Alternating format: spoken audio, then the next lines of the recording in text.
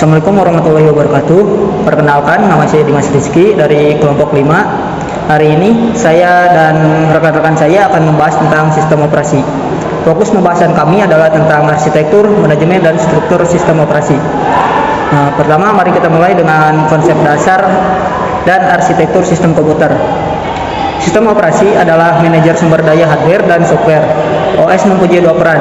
Yang pertama, sebagai pengelola sumber daya, OS akan mengalokasikan CPU, memori, dan disk. Lalu yang kedua, OS sebagai antarmuka. OS akan menyederhanakan hardware agar mudah diprogram. Selanjutnya, untuk keamanan, OS memakai operasi dua mode. Mode kernel memiliki akses penuh, hanya inti OS yang berjalan di sini. Mode pengguna memiliki akses terbatas. Ini tempat aplikasi Anda berjalan. Aplikasi di mode pengguna memakai sistem call untuk meminta layanan OS.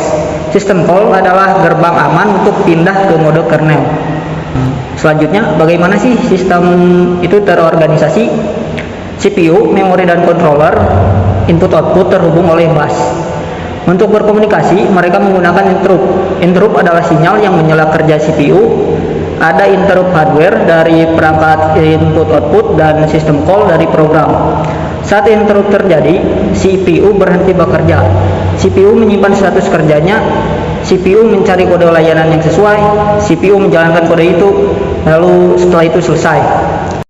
Setelah selesai, CPU melanjutkan pekerjaan aslinya. Saat komputer menyala, bootstrap program berjalan pertama kali. Program ini ada di ROM, tugasnya untuk mengecek perangkat dan memuat kernel OS ke RAM. Selanjutnya ada arsitektur multiprosesor. Sistem multiprosesor memiliki banyak CPU, tujuannya agar lebih cepat, hemat, dan tahan banting. Ada dua jenis. Yang pertama, symmetric multiprocessing atau yang biasa disingkat SMP. Di SMP, semua CPU setara. Mereka berbagi memori yang sama. Ini standar industri. Yang kedua, asymmetric multiprocessing atau yang biasa disingkat ASMP. Di sini ada satu CPU master yang mengontrol. CPU lainnya menjadi slave dan menerima perintah. Dan selanjutnya yaitu manajemen proses dan komunikasi antar proses atau IPC. Proses adalah program yang sedang dieksekusi. Proses punya siklus hidup. Pertama, new, saat proses dibuat. Lalu kedua, ready, proses siap dan menunggu giliran CPU. Ketiga, yaitu running, instruksi sedang dieksekusi CPU. Lalu yang keempat yaitu waiting, yaitu proses menunggu input atau output atau event lain. Yang terakhir, yang kelima, yaitu terminated, yaitu proses setelah selesai. Selanjutnya adalah thread. Kita bisa asumsikan prosesnya sebagai pabrik. Thread adalah pekerja di dalam pabrik itu. Para pekerja atau thread ini berbagi sumber daya pabrik atau memori. Setiap pekerja punya catatan kerja atau stack sendiri. Keuntungan memakai thread adalah lebih cepat. Thread bisa bekerja paralel di banyak core. Sistem juga lebih responsif. Jika satu thread menunggu, thread lain tetap berjalan. Peralihan antar thread juga hemat sumber daya. Selanjutnya, bagaimana sih proses berkomunikasi menggunakan IPC? Ada dua cara. Yang pertama yaitu share memori atau memori bersama, yaitu OS menyediakan satu wilayah memori untuk dipakai bersama. Komunikasinya sangat cepat. Kelemahannya yaitu proses harus hati-hati agar tidak terjadi konflik data. Yang kedua yaitu message passing atau kurir pesan. Proses ini mengirim pesan melalui kernel OS. Cara ini bergantung pada kapasitas buffer. Ada yang kapasitas 0, pengirim harus menunggu penerima. Ada yang kapasitas terbatas, yaitu pengirim menunggu jika buffer penuh. Yang pertama ada evolusi struktur OS. Struktur OS itu berevolusi. Yang pertama ada struktur simple, seperti contohnya MS-DOS. MS-DOS ini tidak punya pemisah, maka dari itu MS-DOS ini tidak cukup aman dan rapuh. Lalu yang selanjutnya ada struktur monolitik seperti Unix awal. Unix awal akan menggabung semua layanan di kernel. Unix awal ini cepat, tetapi bug kecil yang ada di dalam Unix awal ini bisa merusak sistem. Lalu yang selanjutnya ada struktur layer. Struktur layer ini menyusun OS seperti kue lapis. Struktur layer ini teratur tapi lambat. Yang selanjutnya ada struktur mikrokernel. Struktur mikrokernel ini hanya menaruh fungsi inti di kernel. Layanan lain akan berjalan di user space. Struktur mikrokernel ini handal tetapi lambat karena overhead komunikasi. Lalu yang selanjutnya ada struktur modules. Struktur modules ini biasanya dipakai di Linux. Nah, struktur modules ini adalah yang dominan untuk sekarang. Struktur ini menggabungkan inti kernel dengan modul yang bisa dipasang copot. Struktur modules ini cepat sekaligus fleksibel. Nah, lalu yang selanjutnya ada dua operasi yang penting, yaitu ada sistem boot dan sysgen. Sistem boot merupakan proses menyalakan komputer. Firmware akan mencari bootloader. Nah, lalu setelah itu, bootloader akan memuat kernel OS ke RAM.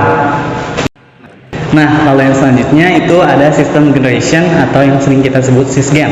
Sysgen ini merupakan proses menyetel kernel agar optimal untuk hardware. Ini termasuk juga memilih driver yang tepat. Nah, OS modern melakukan ini secara otomatis. Lalu yang selanjutnya ada mesin virtual. Mesin virtual atau VM adalah abstraksi perangkat keras. VM ini memungkinkan banyak sistem operasi atau guest OS berjalan di satu komputer fisik. VM ini dikelola oleh hypervisor. Nah, ada dua tipe. Untuk tipe 1 itu berjalan langsung di hardware, dan tipe yang kedua itu berjalan sebagai program di dalam OS lain. Nah, untuk tantangan utamanya ini adalah proteksi mode. Kernel tamu ingin hak penuh, tetapi hypervisor menjalankannya di mode pengguna. Untuk solusi modernnya itu, kita bisa menggunakan virtualisasi berbasis hardware dari CPU seperti Intel VTX yang jauh lebih efisien. Lalu selanjutnya adalah tantangan alokasi memori. Alokasi memori mempunyai dua tantangan. Yang ke satu adalah fragmentasi internal yang terjadi saat ada ruangan sisa di dalam blok memori. Ruangan sisa ini akan terbuang. Lalu ada fragmentasi eksternal yang terjadi saat memori bebas tersebar. Total memori cukup, tapi tidak ada satu blok besar yang utuh. Selanjutnya adalah solusi, yaitu memori virtual. Teknik ini membuat program merasa punya memori lebih besar dari RAM fisik. OS hanya membuat bagian program yang aktif ke RAM. Dua teknik utama adalah pegging dan segmentasi. Pegging membagi memori menjadi blok ukuran tetap yang disebut patch. Memori fisik dibagi menjadi patch frames. OS menggunakan patch table untuk memetakan patch ke frame. Pegging menyelesaikan masalah fragmentasi eksternal. Yang selanjutnya adalah segmentasi, membagi memori menjadi unit logis seperti kode atau data. Ukurannya bervariasi, tapi bisa menjawabkan fragmentasi eksternal. Sistem modern sering menggabungkan keduanya, yang dimana segmen dibagi lagi menjadi packs untuk menggabungkan proteksi yang baik dan menghilangkan fragmentasi. Di bagian terakhir ada manajemen memori kompleks yang terdiri dari dua jenis memori, yaitu memori volatile yang bersifat sementara dan memori non volatile yang bersifat permanen. Memori memiliki urutan penyimpanan dari register ke cache lalu ke RAM, yang terakhir ada di SSD.